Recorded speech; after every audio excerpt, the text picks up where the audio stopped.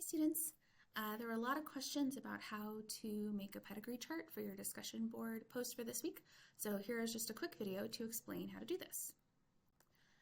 So the first thing you want to do is pick a trait that you're going to track through your family or a hypothetical family.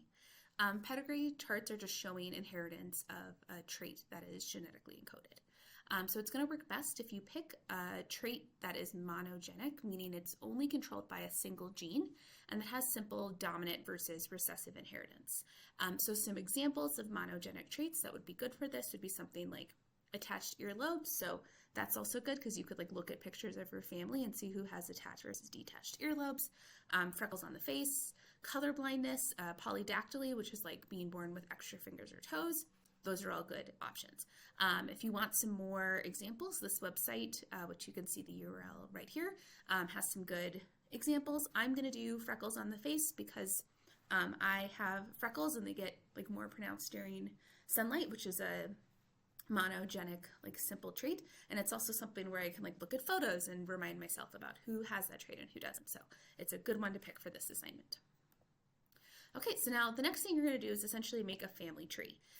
In this family tree, circles are going to represent females and squares are going to represent males. That's the same symbols that you use for all pedigrees.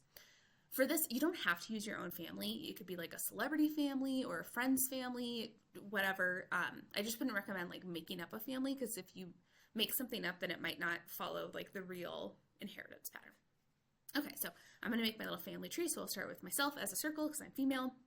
And then my parents. I'm an only child, so I don't have, or biological child at least, so I'm not going to show any siblings here on my family tree.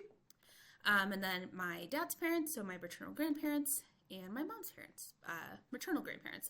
My mom and dad both did have siblings, so I could add them to the pedigree as well. But since you really only have to show 3 generations for this, for simplicity, I'm just going to do me, my parents, and then their parents. Okay, so now that I've done that, all you have to do is add traits to the tree. So how you do this is you just have to remember that anytime you have an open symbol, so like a white symbol, that's going to be someone who doesn't have the trait. Whereas a closed symbol, that is someone who does have the trait. Optional, you could use half symbols for people who are carriers, but generally you won't know if someone is a carrier unless they've been genotyped. So that probably isn't going to be applicable to most of you guys for this assignment.